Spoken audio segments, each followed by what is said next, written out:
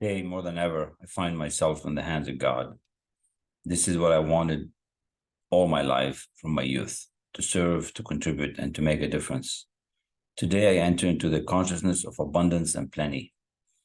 I know that everything I do will prosper. I know that every demand I make upon the universe will be honored. What I want wants me to. What I desire is moving toward me. Today, I expect success in everything I do. Today and every day, I show up for myself with unconditional love. I show up for all the people who I'm called to serve. Today is a very important day, as someone's life will be touched because I showed up for them. I'm happy to challenge myself this way, give up something I prefer in exchange for something else, more magnificent and meaningful than my comfort. This is how leaders are made, and I am one great leader. The world needs me more than any time, and I choose to do this for the world. So help me God. Amen. It's going to be a very special presentation today. I have something very special prepared for you, and it is going to be on your magical abundance. It is going to be on your ability to do a lot of great things, and I am just excited about it. So here it is. Understand that there is a creative power. It's an unadulterated creative power that's flowing into your consciousness. It has no form, and you can give it form. You can see exactly what you want. It doesn't matter whether you've got the resources. It doesn't matter whether you've got the money or the people to help you. You have the godlike ability to build the picture of exactly what you want in your consciousness.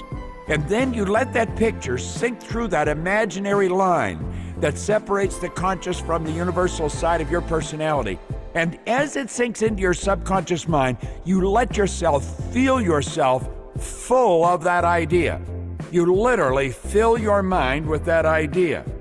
Now, it's not enough that you should have a general desire for wealth to do good with. Everybody has that desire. It's not enough that you should have a wish to travel, to see things, to live more. Everybody has those desires also. If you're going to send a telegram message to a friend, you would not send the letters of the alphabet in their order and let them construct the message for themselves. Nor would you take the words at random from the dictionary. You would send a coherent sentence, one which meant something. When you try to impress your wishes upon the thinking substance, remember that it must be done by a coherent statement. You must know what you want and be definite. Begin the transmission by saying, I am so happy and... In Spain, life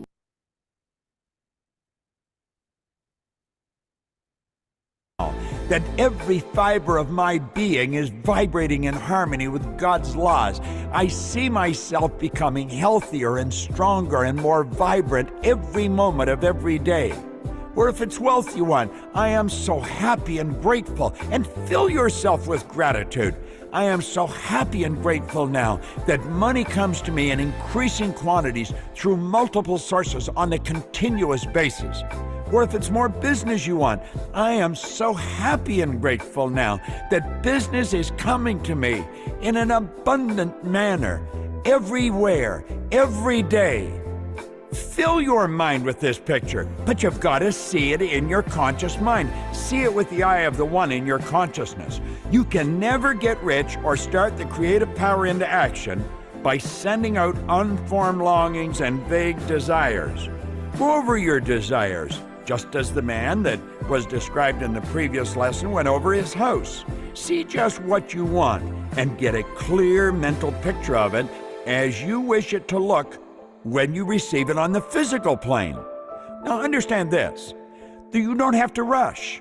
It's not going to materialize maybe when you want it to materialize, but it must materialize. You go back to the second session and review the laws. We talked about the law of perpetual transmutation of energy. Energy is forever moving into form. What's moving into form in your life? The image that we're talking about right now, the good that you're filling your consciousness with. Do you remember when we talked about the law of gender? We pointed out that all seeds have a gestation or an incubation period? There's a period of time must elapse before this beautiful image materializes in your life. And understand this, it's in God's time, not your time. See, God never expresses himself other than perfectly. The imperfections in our life are brought about by our own thinking or our collective ways of thinking. Spirit never expresses itself other than perfectly. You want to fill your consciousness with the good that you desire. Let yourself get emotionally involved with it. So as we said, go over your desires just as the man did in the previous lesson, how we went over his house. See what you want and get a clear mental picture of it as you wish it to look when it materializes. Now let's get back to Waddell's words for a moment. As the sailor has the port toward which he is sailing in his mind, you must have a clear mental picture continually in your mind. You must keep your face toward it all the time. You must no more lose sight of it than the steersman lose sight of the compass. You see, there's going to be things happening in your life that aren't in harmony with this beautiful image. There's going to be people come into your life and they're going to give you negative suggestions. You're going to be reading newspapers, watching news broadcasts on television, or maybe hearing them on the radio. And you're going to hear stuff that is in direct opposition to your image. Reject those things. Remember, we talked about in the conscious mind, we have the ability to accept or reject. Reject it. Reject everything that isn't in harmony. I don't care how real it seems. It doesn't matter. It is not in harmony with your purpose. It's not in harmony with your picture, so you reject it.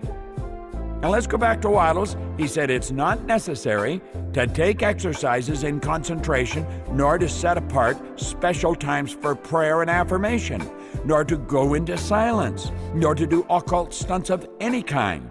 These things are well enough, but all you need to know is what you want, and to want it enough so that it will stay with your thoughts. Think for a moment. You may feel that I'm contradicting myself, but I'm really not. I'm talking about what you want. I previously talked about developing the ability to concentrate, and you should develop the ability to concentrate. Concentration increases amplitude of vibration, gives more energy, focused energy towards what you want. But think of this. We're talking about what you really want.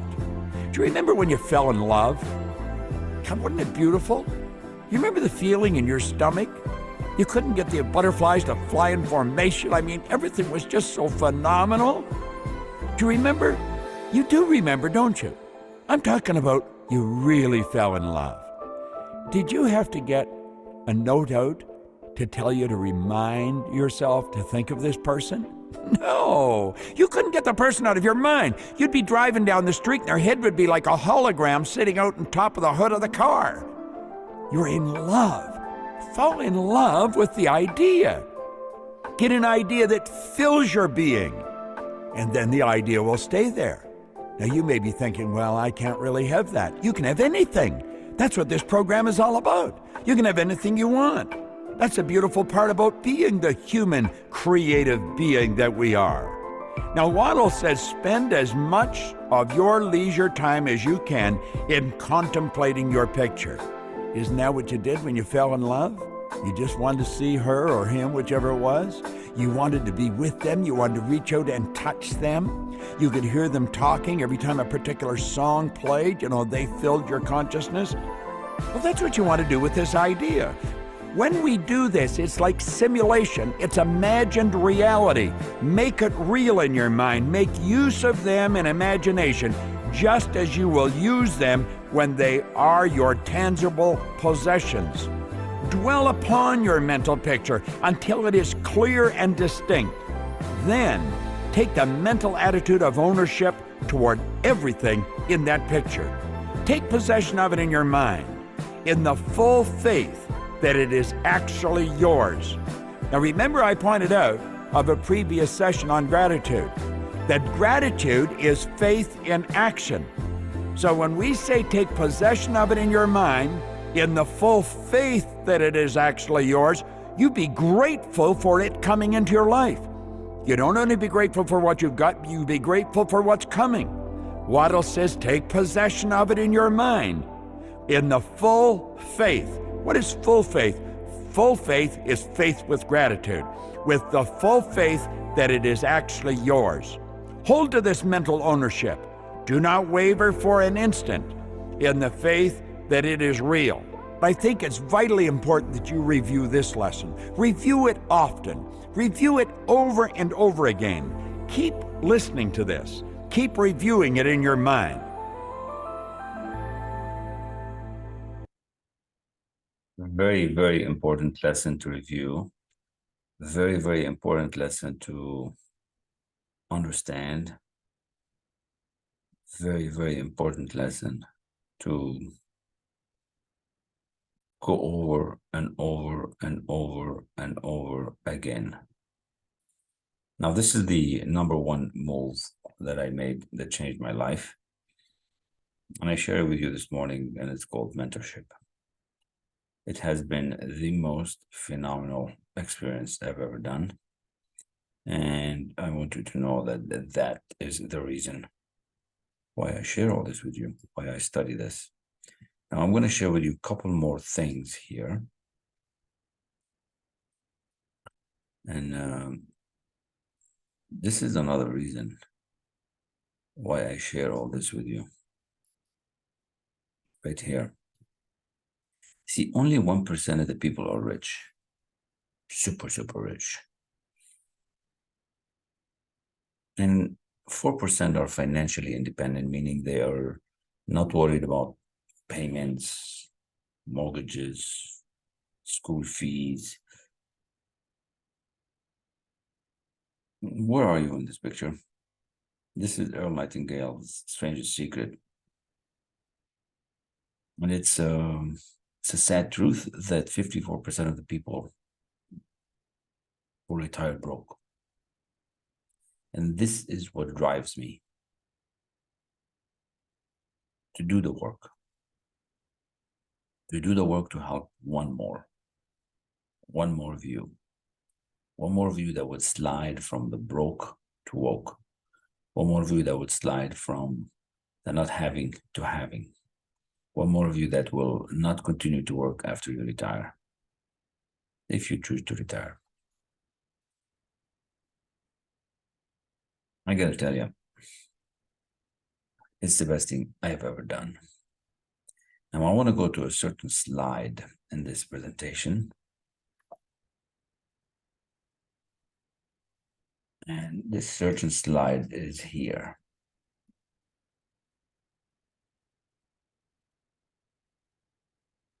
See, school gave us certain knowledge, and I love school, but it really didn't give us the information and the applied knowledge that we need. So it causes all kind of confusion. And this is where we keep talking about the paradigm, and our results are a result of the paradigm. We need to build a new paradigm. Our current results have to do with the paradigm we're in. So you can go on and collect all the information that you want, all the courses that you want, all the sessions that you want. You can attend, make notes and all that. And it's all intellectually. Until it sinks into your subconscious mind, nothing is happening. Believe me, nothing is happening. Your results will not change until you build a new paradigm. So I'm going to share with you this one slide here. Yeah, this is a presentation that I used for 100 millionaires not long ago. It's a couple of weeks ago. But I want to share with you this one slide. Where are you now? Where you want to go? Where are you now? Where are you going? See, you need to know where you are. Once you know where you are, we can then define where you want to go. I know where I am. I know where I'm going. And I'm not talking just physically. I'm talking physically, mentally, spiritually, everywhere. I know where I am. And I know where I'm going. And you can pick yourself on this line here somewhere. And you even could be before the 1 million. It doesn't matter. As long as you just come up with a position where you're at and where you're going. Two things you must know to build your business. I recall this lesson very, very clearly. And this has to do with your Freedom Day. Okay? Has to do with your Freedom Day. So simple, so obvious, but so many are not doing it. 54% of retirees are broke. Why are so many people stuck? Paradigms. So what I'm going to share with you today has to do with the seed of achievement. And it's a lesson that is the Achilles heel. That we got to plant these seeds, just like Bob was talking about earlier. And these seeds need time to mature, but you have to nurture them. You have to water them. You have to take care of them. You have to feed them. Now, look at this. Intellectually, you can believe you can multiply your income because I'm doing it, others are doing it, people like you are doing it, but you're not. But intellectually, you can see that and you can tell yourself, I can do this. But your subconscious mind, your emotional mind, you still doubt yourself. I can't seem to earn more money. So what we're doing is a conflicting vibration, is a conflicting ideas that's putting you in this do it, don't do it, love them, hate them, go, don't go, jump, don't jump. And one day good, one day bad, 10-day bad, half a day good. So intellectually, you get this information. And you might go over this 2, 3, 4, 5 times. You may even have seen this before somewhere. You may even have heard it from somebody that's been in the business much longer than me. Because intellectually, you get it. You're smart. That's why you're here. You believe you can multiply your income. But the emotional mind is what we need to work with. See, 98% of your results right now, 98% of your results has to do with your emotional mind. Because that's what we need to move. That's where the needle needs to move. That's the paradigm that needs to change. You ever notice how many people would stretch a little bit with their results and then they go back? They stretch a little bit and then they go back. It's because the paradigm hasn't changed. So that's the seed of achievement. And that seed that we're planting in the emotional mind and the subconscious mind, it needs to be nurtured. It needs to be fully grown for the results to change. Otherwise, we have conflicting vibration. So I'm going to share with you a couple more videos on this. And these are very highly priced videos. So I urge you to get your favorite pen, get a paper, and really, really pay attention to what I'm about to share with you next, because this lesson by itself has the power to really transform you. Okay. So here we are. We're here.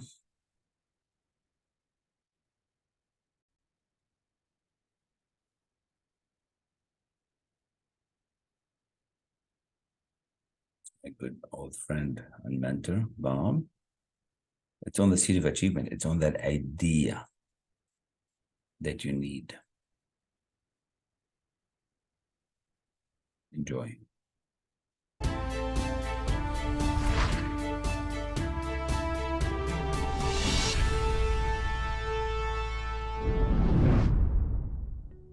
Well, here we are back.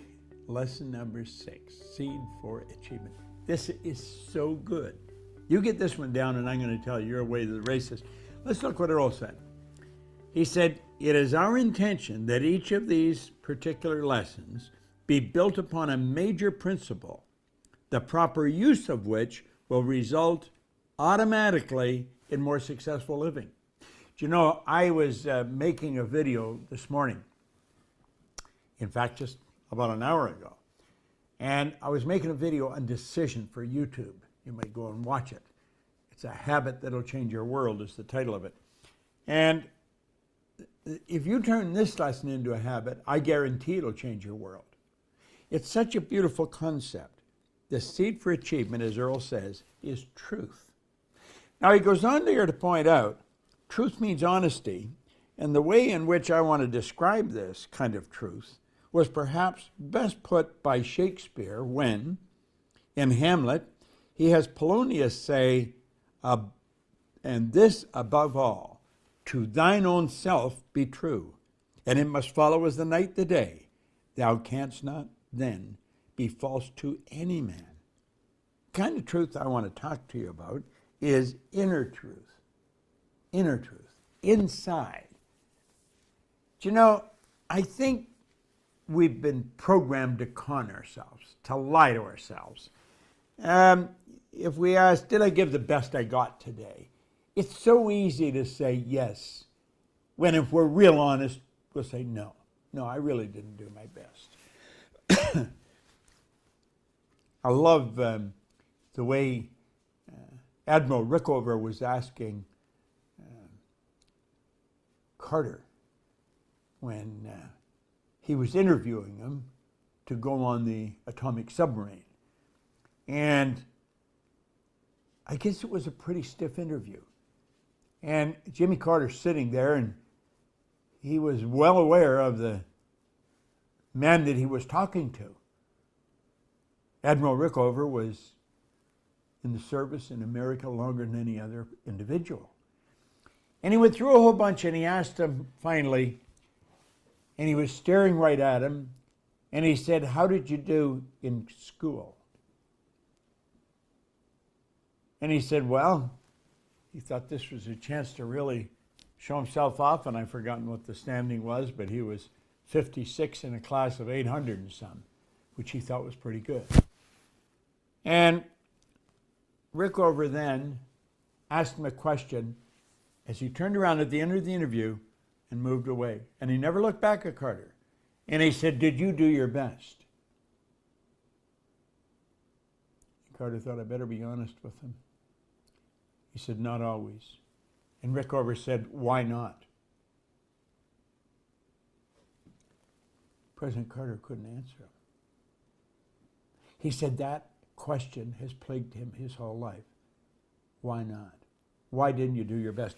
Do you know, here around the end of the lesson in this particular program, we quote Dean Briggs.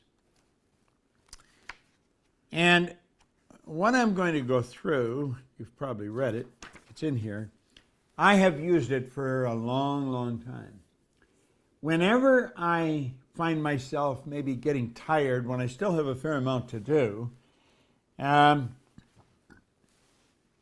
mentally repeat this, and then sometimes I'll even say it out loud. He said, do your work. Not just your work and no more, but a little more for the lavishing's sake. That little more which is worth all the rest. And if you suffer as you must, and you doubt as you must, do your work. Put your heart into it, and the sky will clear. And out of your very doubt and suffering will be born the supreme joy of life.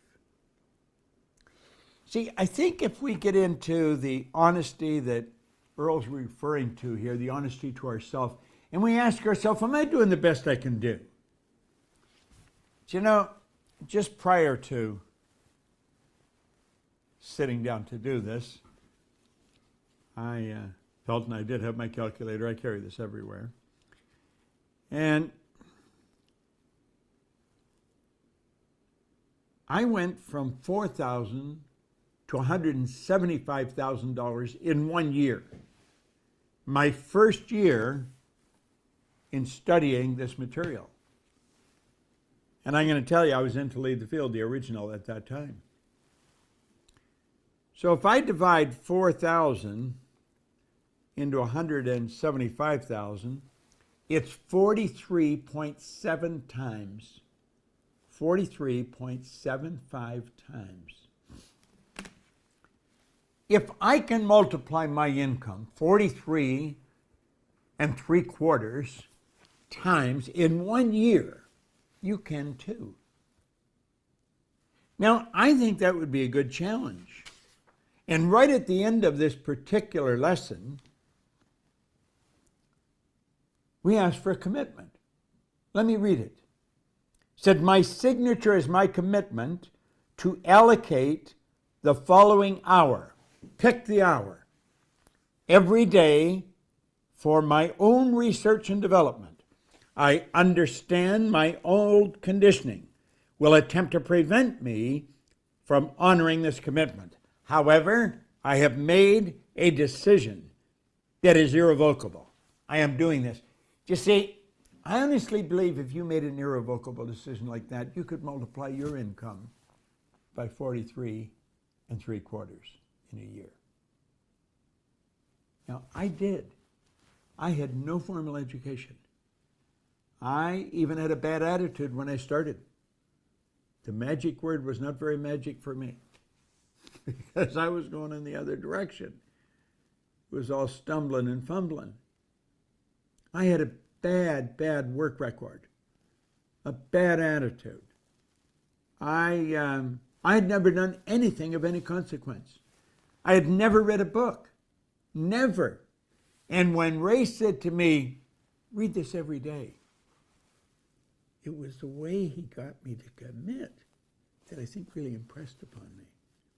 Now, there's many days when I felt like not reading. But you know something? I had to be honest with myself. See, if you turn this particular principle into a habit, that you're going to be honest with you, you will be honest. I'm going to tell you, you'll be tough on yourself at times if you're honest. But it is one of the most phenomenal principles to incorporate into your life, that you're going to give everything the best you've got and be honest with yourself. You're going to like yourself so much better. I am honest with myself, and I'm honest with you. I tell people if they do what I suggest, until they find out I'm lying or I don't know what I'm talking about, and I'm not lying, and I do know what I'm talking about, that they too can multiply their income, plus a whole bunch of other stuff. This is such a good program. Listen to it every day, every lesson for 10 days. Watch the video that I send out, because 5 days from now, Sandy's going to send you another one. I mean, she's got a track record that will blow you away. I'm so proud to work with her, be her partner. Make up your mind, you're going to turn this into a habit. When I was doing the decision tape, I quoted Albert E. N. Gray. You see, this was published in 1937. Around the same time, Albert E. N. Gray was the Secretary to Prudential of America. And he made a famous speech. It was called The Common Denominator of Success. And he said the common denominator of success is in forming the habit of doing things failures don't like to do. And a young guy asked him one time, he said, Mr. Gray, why do successful people like doing these things? And when Mr. Gray gave him the answer, his whole world changed. He said, they don't like doing them. That's why they turned it into a habit. See, a habit is something you do without any thought. It's something unconsciously. It's an idea fixed in your subconscious mind. You automatically act on it. There's all kinds of things I don't particularly like doing, but they're habits. I've got great work habits. I have, over the years, really focused on this one. Being honest with Bob. You be honest with you. Now dig in. Give this everything you got. Do your work. Not just your work and no more, but a little more for the lavishing sake. That little more which is worth all the rest. And if you suffer as you must, and you doubt as you must, do your work. Put your heart into it, and the sky will clear, and out of your very doubt and suffering will be born the supreme joy of life. Get into your lesson.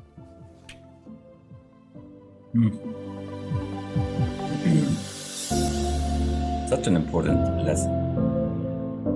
Every day, seed of achievement, every day. It's such an incredible lesson. Do your work. You gotta do what failures don't like to do. And this is what's gonna teach you. It won't take long before you get on this. He talked about the common denominator of success. I talked about that yesterday or the day before, so that is available to you as well. So reach out if you need that, if you haven't read it. It's an incredible by Ian Gray, just phenomenal. See, in this lesson, it's about the simple rule, which when you follow it, it's going to bring the success in your business and in your personal life. And even more important, it will result in a huge peace of mind that you've never had experienced before. Nobody knows about this. He says 95% don't know about it, and it's true, at least not fully. So I want you to understand it. I want you to start feeling that, because you have enormous advantage now that I've shared with you this information. Huge advantage. Huge advantage. You now have it. Now, why do you have it? Why do we want this? Well, I'm going to share with you why. It's right here. This is the reason why. There we go. That's why. Because we have a reason. We want to get to Freedom Day. We want to know where we are. We want to know where we're going to go. What we're going to do what failures don't like to do. Every day. Every day. Every day. Pick your number. Where do you want to go? Start seeing it vividly. Because I'm going to share with you in a minute here another amazing video on how to see this, how you can get yourself to believe that you can multiply your income on the subconscious level, not just on the intellectual level. And that's the difference for when you study this material. That's the difference when you stick with it, when to stop having the conflicting vibration. See, intellectually, you're starting to understand this. If you listen to this a few times, you will understand it. But you have to do it, you have to follow, and you have to be around, and we got to hand you that belief. So you can get this on the subconscious level, okay? Because most of you are stuck in the same results, and we want to get you the new results. So the new results, we need the new paradigm. In different kind of emotional involvement. That's what we call thinking into results. So what I have for you next is phenomenal lesson to continue to drive the point home. So we got about 20 minutes.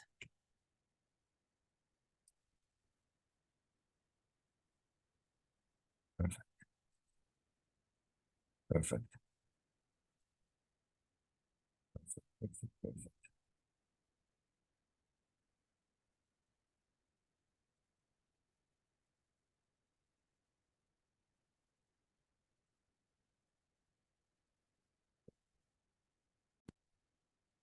See, it's not just Bob that talks about this. Even Sandy talks about this lesson. It's the truth. Being truthful, being integral, being honest. What does it mean to you? Okay, let's hear what you said. And then we're going to finish with your big goal, with your Freedom Day goal.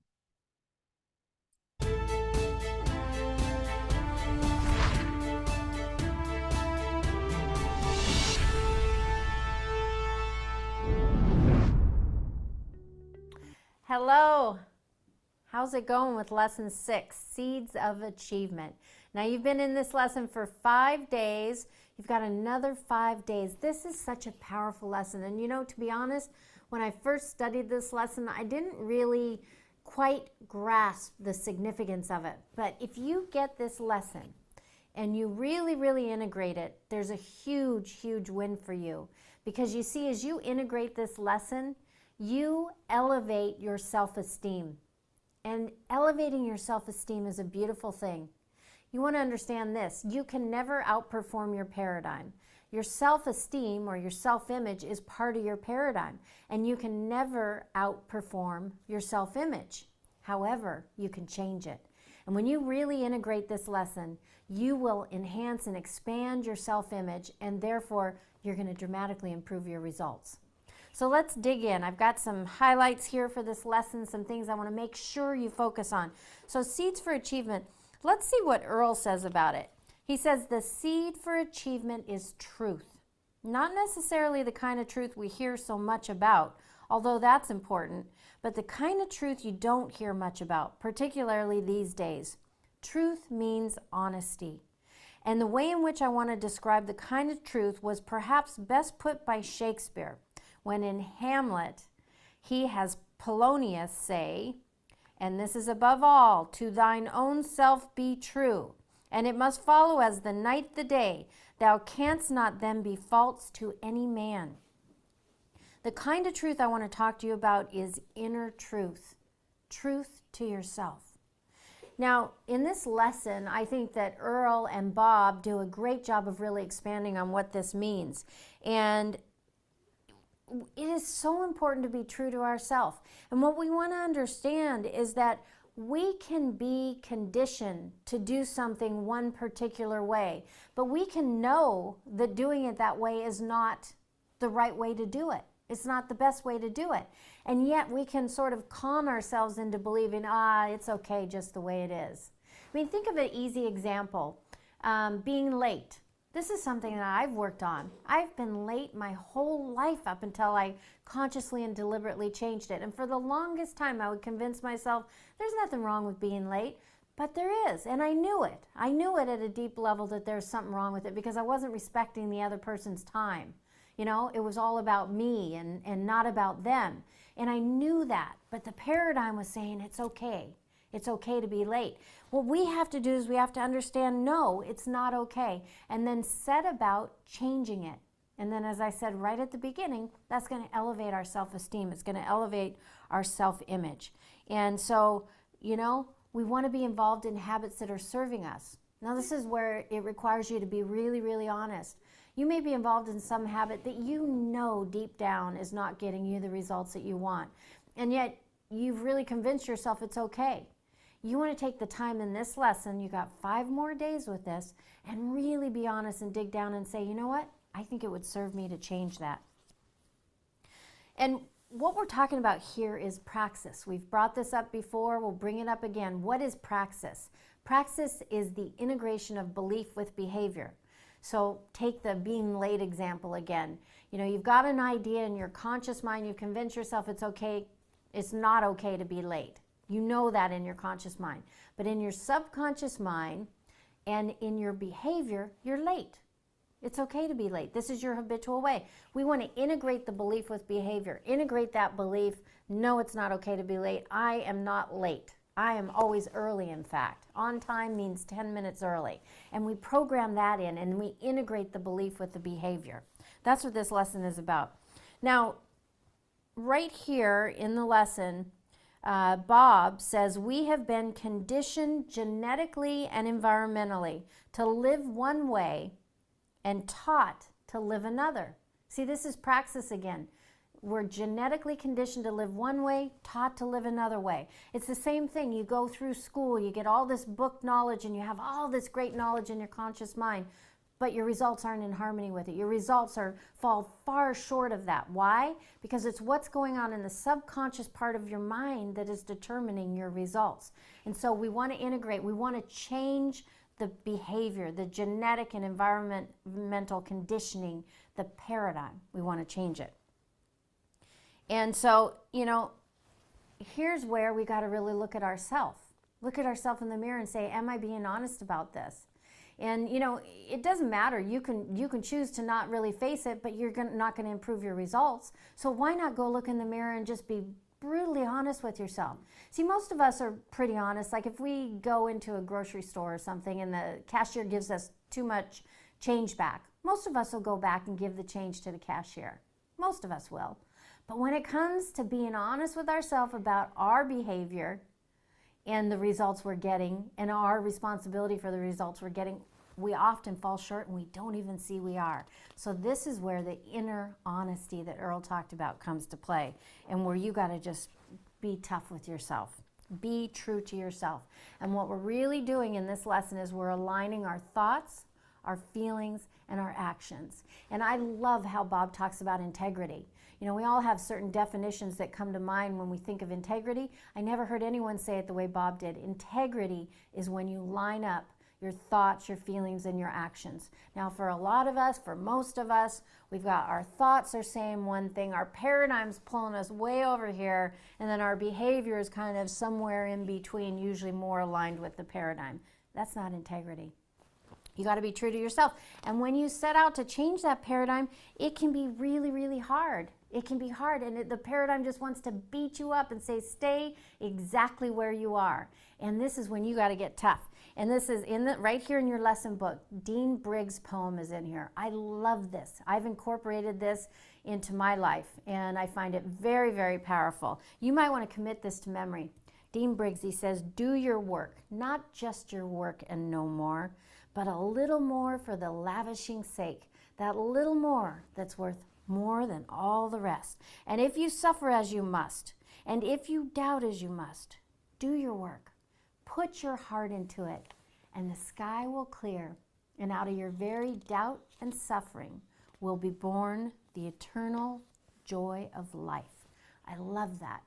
You might want to commit that to memory. And when your paradigm starts to try to beat you up and hold you right where you are, you say, no way, you get out of here, because I want improved results. I want an improved vision of me and of my life. And you know what? When you make that decision, that's precisely what you'll create. So really dig into this lesson. You've got 5 more days with this, and then you've passed the halfway mark, and we'll be on to lesson 7. See you next time.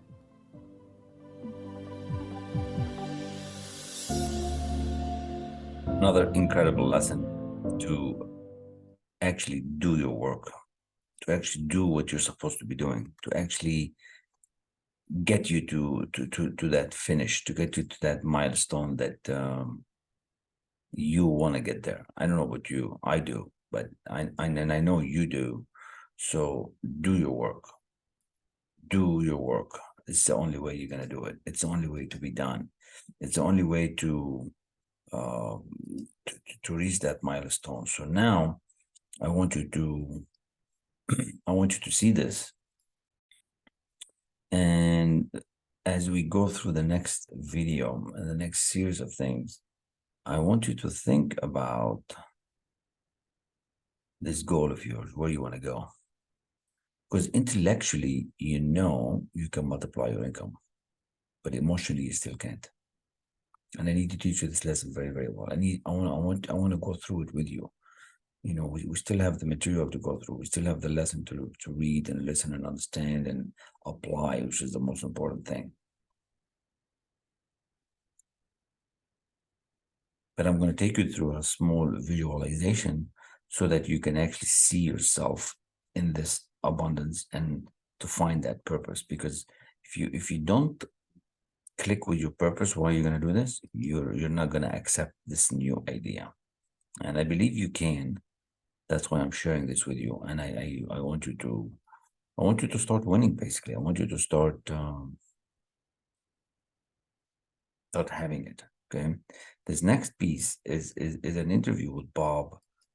It's one of the last interviews that he's had before he transcended. And I want you to see how powerful it is. How could this be applied into your purpose in life, okay? And some of you out there always reach out to me about your purpose and vision. This could be the point where you actually switch over. You actually say, yep, I know what I need to do. And you come on board. I know what I need to do. That's why Kamal is doing this. I know what I need to do. That's why. So say yes to yourself. Allow yourself the grace and the move so that you can start growing. If I can do it, you can do it. Okay? Don't ask, are you worthy of the goal? Ask, is the goal worthy of you? You're trading your life for it. You want to have a goal that's worth failing for. An ideal is an idea that you have fallen in love with. You see, the beautiful truth is, you and I have more potential than we will ever understand. We've got phenomenal powers. Intuition is an intellectual factor. It's like perception, the will, reason, imagination, memory, and intuition. These are higher faculties. These are the faculties that separate us from all of the rest of the animal kingdom. All the rest of the animal kingdom is completely at home in their environment. They blend in. You and I are totally disoriented in our environment. And that is because we've been given the godlike ability to create our own environment. You and I are spiritual beings. And if we are not inspired to do something, it's because we're not thinking of who we are. The essence of us is spirit. And spirit's always for expansion and fuller expression. He gets into that so beautifully in the area of imagination. He said it's the most marvelous, miraculous, inconceivably powerful force the world's ever known. It's the imagination that permits us to move into the spiritual essence of who we are. It's your imagination that takes the idea that comes to your consciousness, and that spirit wanting to express itself greater way through you, because spirit's always for expansion and fuller expression. And so it's the raising of our conscious awareness. Hill found this out. He writes about it. That's what changes our life. We're spiritual beings. We've been gifted with an intellect, and we live in a physical body. Everything we own at the time of our death is going to belong to someone else. So it's not what we own. We're merely custodians. It's what we do with our life that makes the difference. You've got to be persistent. And he gives us a very simple formula here. He said there are 4 simple steps which lead to the habit of persistence. Number 1, a definite purpose backed by a burning desire for its fulfillment. Number 2, a definite plan expressed in continuous action. Number 3, a mind, this is very important, closed tightly against all negative and discouraging influences, including negative suggestions of relatives, friends, and acquaintances. And number 4, a friendly alliance with one or more persons who will encourage one to follow through with both plan and purpose. He said these 4 steps are essential for success in all walks of life. When you start studying Napoleon Hill's work, and you really start to get into the spirit of it, you're going to be inspired, because that's what inspiration is. It's in spirit. And get into the spirit of his work. He had one objective. He wanted to wake you up. He wanted to wake me up. He did wake me up. Hopefully you're awake as well. And as you start studying into this, you'll start to realize there is literally no end to what you're capable of doing. He said, ideas are intangible forces, but they have more power than the physical brains that gave birth to them. They have the power to live on long after the brain has created them has turned to dust. Napoleon Hill's been dead since 1970. But the idea that his brain developed and worked with lives on because of people like me, because of people like you, because of the people that are putting this documentary together. This could be the most important book in your library. When I set a new goal, I have difficulty believing I can do it. Intellectually, I've studied this long enough that I know I can. But it isn't your intellect that does it. If it was the intellect that does it, our school system would be screaming successful. But we've got people graduating from universities all over the world. They've got an enormous amount of knowledge in their intellect, and yet they're losing, they're broke, they can't find work. So it's not your intellect. Intellectually, I've studied this long enough to know that if I can see it in my mind, I can do it. You've got to believe it in your heart. You see, the heart is what the early Greeks referred to, the heart, as the subconscious mind. There's a whole chapter in here on the subconscious mind. And it's very, very powerful, because until you internalize the idea, it isn't going to happen. You see, you can want something. Wants are of a conscious nature. That's your intellectual part of your personality. The desire is the idea in your subconscious mind seeking expression outside through your action. Desire is when you've internalized the idea. You've got to believe you can do it on a subconscious level. You can come to believe it through repetition. If you take what you want and start to imagine yourself with it, the imagination enables you to go into the future and bring the future into the present. You've got to act like the person you want to become. Well, when we do that and do it over and over, you come to believe. We operate on the premise that everyone thinks, and the very truth is that very few people think. My old employer and mentor, Earl Nightingale, often said that if the average person said what they were thinking, they would be speechless. The late and great educator, Dr. Kenneth McFarland, said 2% of the people think, 3% think they think, and 95% would actually rather die than think. You know, Henry Ford said thinking is the hardest work there is, which is the probable reason so few people engage in it. Thinking is the highest function that you and I are capable of. The problem is very few courses teach thinking. You see, an idea is a thought or a collection of thoughts directed towards a purpose. Most people would never do what they're doing if they're thinking. Listen to the average conversation that's going on. People would never say what they were saying if they were thinking. No, the truth is that thinking is not something everybody gets involved in.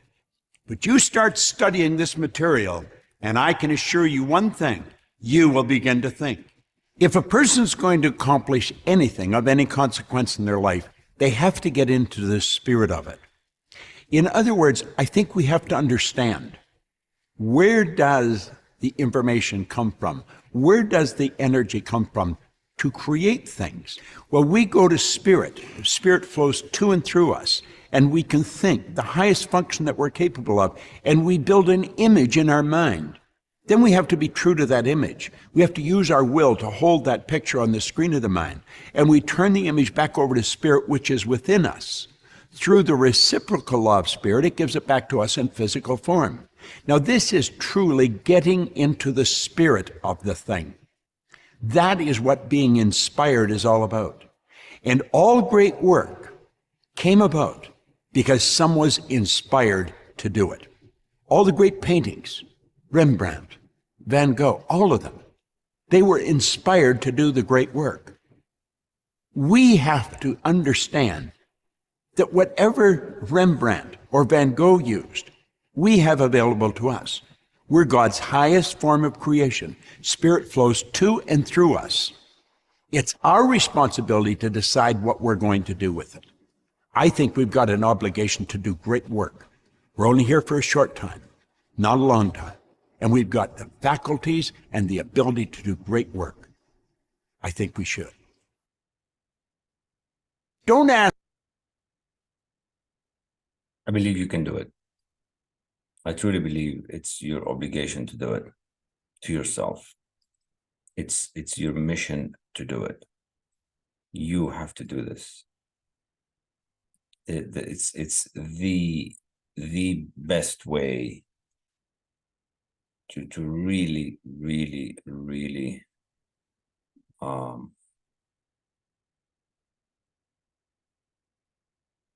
finish the year strong. Like don't start planning next year's thing without doing this. This is going to be the key for you. This is what will make it really work. I mean, I wanted to start winning, and I told you what's my number one move. And I really think you can do it. If I didn't think you can, I would not be sharing it like this. But I know you can, because I can. And if I can, you can. You just have to say yes to yourself and allow yourself this opportunity to grow, this opportunity to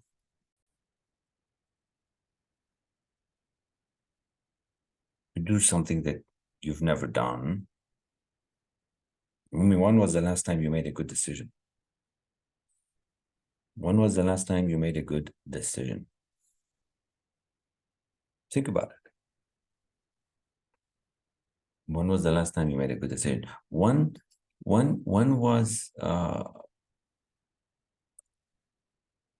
last time